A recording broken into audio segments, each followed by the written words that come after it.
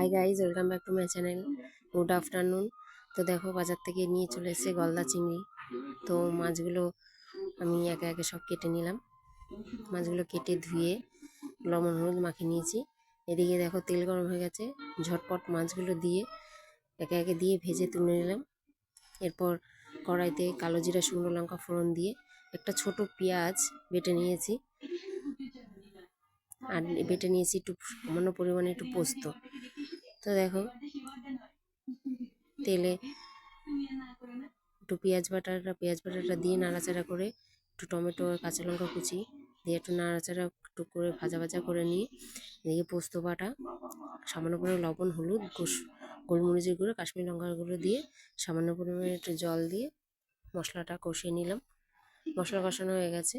এরপর ঝোল দিয়ে মাছগুলো দিয়ে তারপর রেডি চিংড়ি কারি।